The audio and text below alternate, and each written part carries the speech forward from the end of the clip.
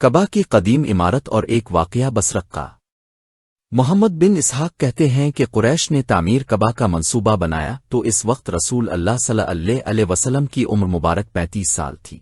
کعبہ پتھروں کی چٹان تھا، انسان کے قد و قامت سے ذرا اونچا، بغیر چھت کے، اس کے اندر ایک گڑھے میں خزانہ محفوظ تھا۔ وہ چوری ہو گیا، تلاش و جستجو کے بعد وہ خزانہ بنی ملی بن عمرو بن خزا علیہ السلام کے غلام دو یک کے پاس سے ملا۔ قریش نے چوری کی سزا میں اس کا ہاتھ کاٹ دیا، لیکن قریش کا خیال یہ ہے کہ چوروں نے مسروقہ مال اس کے پاس رکھ دیا تھا، ورنہ وہ خود چور نہ تھا۔ تعمیر کعبہ کے لیے سامان وغیرہ کا حصول۔ کسی رومی تاجر کا جہاز طوفان کی زد میں آیا اور ٹوٹ پھوٹ کر ساحل جدہ پر آ لگا۔ قریش نے اسے حاصل کر کے اس کے ملبے سے کعبہ کی چھت کا سامان تیار کر لیا۔ بقول مورخ اموی یہ جہاز قیصر شام روم کا تھا، اس میں عمارتی سامان لکڑی، سنگ مرمر اور لوہا لدا ہوا تھا۔ قیصر نے یہ سامان رومی معمار قوم کے ساتھ حبش کے کلیسا کے لیے روانہ کیا تھا، جس کو فارس نے نظر آتش کر دیا تھا۔ جب یہ جہاز ساحل جدہ کے قریب آیا تو فتح طوفان آیا، وہ ٹوٹ گیا۔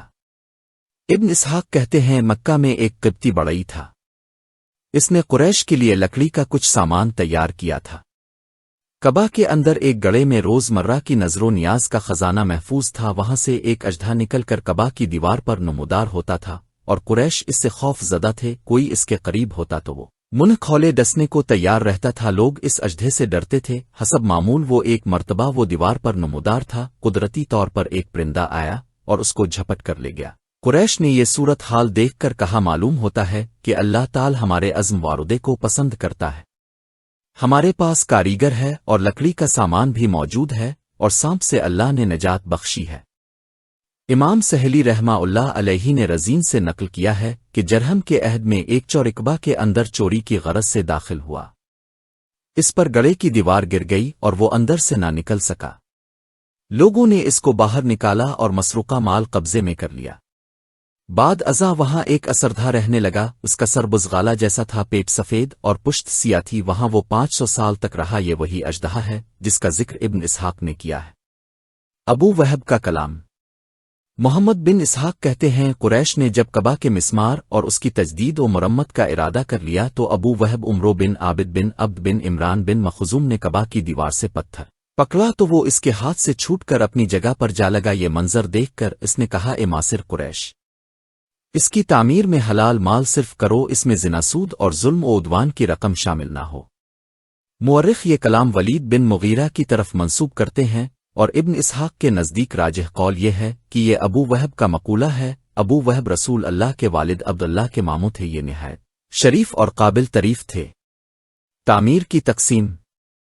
ابن اسحاق کہتے ہیں کہ قریش نے کعبہ کی عمارت کو باہم تقسیم کر لیا، مشرقی جانب اور دروازے والی دیوار اولادہ عبد مناف اور زہرہ کے حصہ میں آئی، حجر اسود اور رکن یمانی کے درمیان والی دیوار بنی مخزوم کے حصہ میں آئی، اور باقی ماندہ قریش کے حصہ میں آئی، غربی جانب بنی جمح اور سہم کے حصہ میں آئی۔ حتیم والی دیوار بنی عبدالدار بن قس اور بنی اسد بن عبدالعز اور بنی عدی بن کعب کے ذمہ لگی۔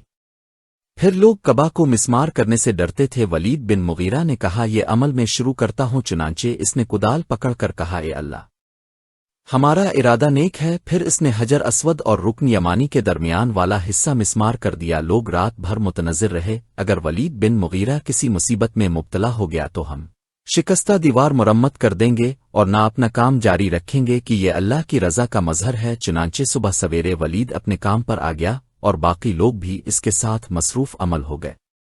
دیواریں توڑتے اور بنیاد کھودتے ہوئے اساس ابراہیم علیہ السلام تک پہنچ گئے تو سبز رنگ کے پتھر نمودار ہوئے، نیزوں اسنا کی طرح ایک دوسرے سے پیوستہ۔ صحیح بخاری کی روایت یزید بن رومان میں ہے، قسمتا البل اونٹوں کی کوہانوں کی طرح۔ امام سہلی رحمۃ اللہ علیہ کہتے ہیں کہ سیرت ابن حشام کی روایت میں وہم ہے، واللہ علم۔ ابن اسحاق کہتے ہیں کہ مسمار کرنے والوں میں سے کسی قریشی نے دو پتھروں کے درمیان اکھیڑنے کے لیے کدال داخل کی تو پتھر میں حرکت ہوئی اور سارا مکہ لرز اٹھا، چنانچہ وہ مزید کھودنے سے رک گئے۔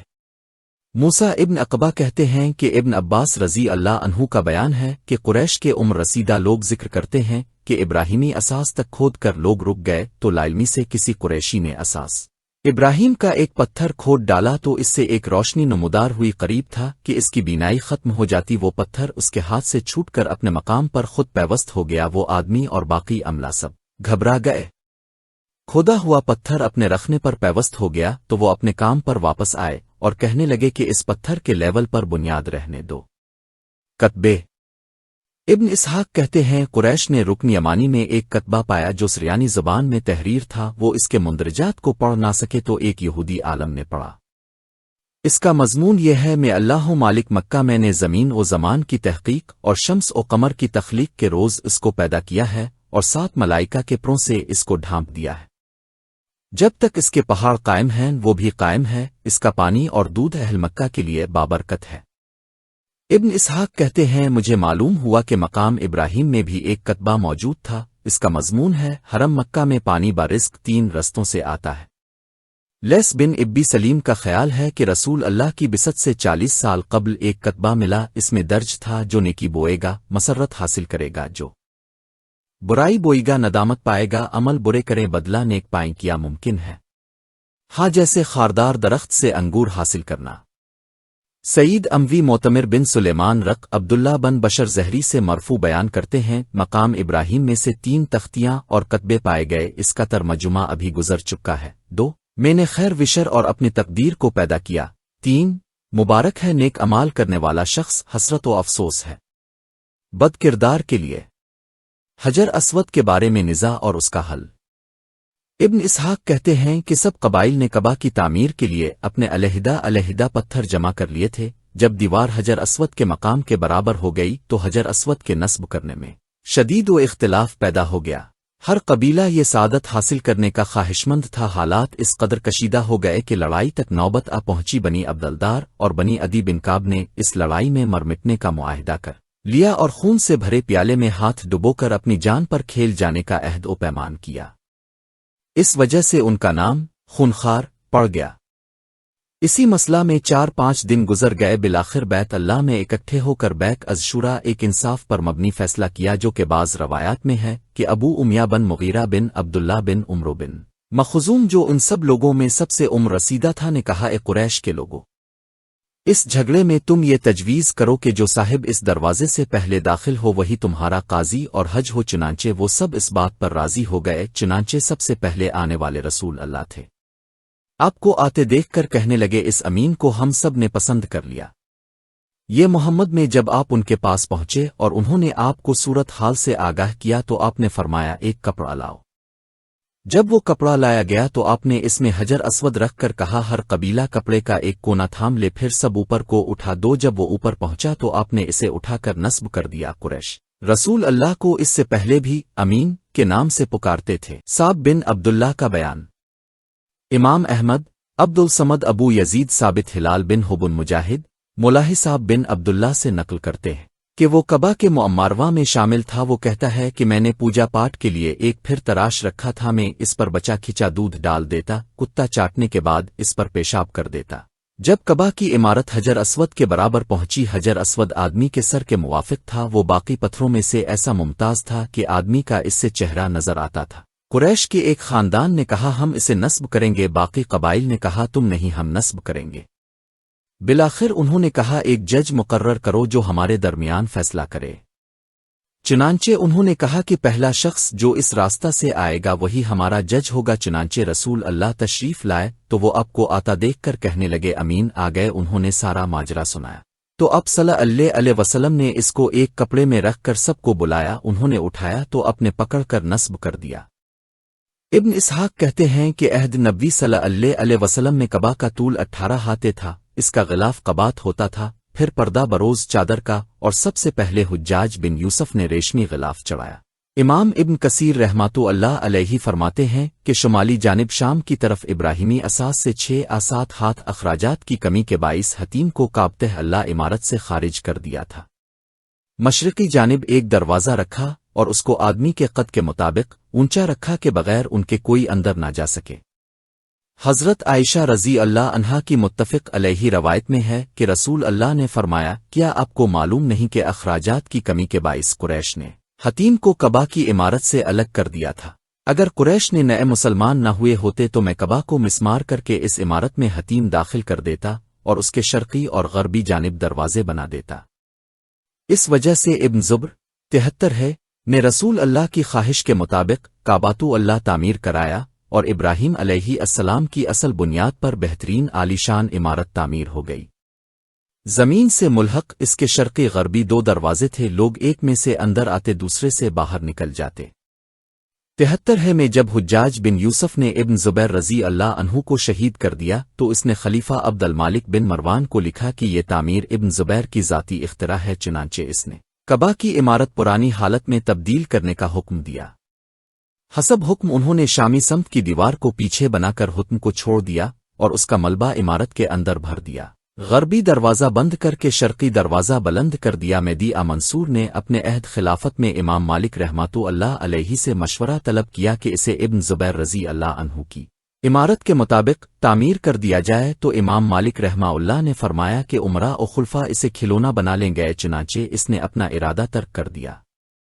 لہذا حجاج کی تعمیر ہی اب تک باقی ہے، لیکن عمارت کعبہ کی توسیع و تزئین کا سلسلہ اب تک جاری ہے۔ کعبہ کے گرد و نواح میں سب سے پہلے عمر فاروق رضی اللہ عنہ نے توسیع کی لوگوں سے مکانات خرید کر مسمار کر دیے اور مسجد میں شامل کر دیے۔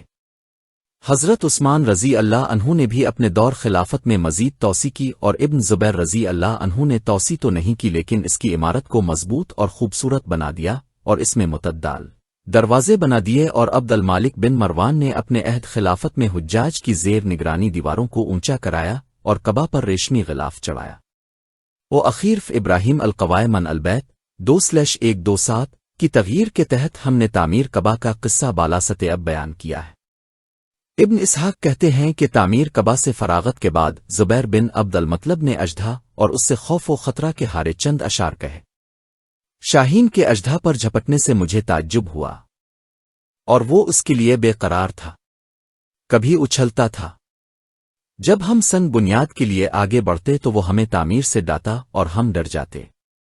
جب ہم زجر و عتاب سے خوفزدہ ہوئے تو شاہین پرندہ اس کی طرف سیدھا لپکا اور اس نے اچک لیا، پھر اساس کعبہ اس سے خالی ہو گئی، اس کے لیے اب کوئی حجاب نہ تھا۔ ہم سب اس کی تعبیر کے لیے جمع ہو گئے، ہم اس کی بنیاد میں اور مٹی درست کر رہے تھے۔ جب اس کی بنیاد بلند کی جا رہی تھی ہم برہنہ تھے، شرمگاہیں کھلی تھیں۔ اللہ نے بنی لوی کو اس کے باعث عزت بخشی ہے، یہ ان کے ہاتھ سے کبھی نہ جائے گی۔ وہاں بنی عدی مرہ اور کتاب سب قبائل جمع تھے۔ اللہ تعالیٰ نے ہمیں اس کی بدولت بخشی ہے اور اللہ کے ہاں ہی ثواب کا التماس ہے۔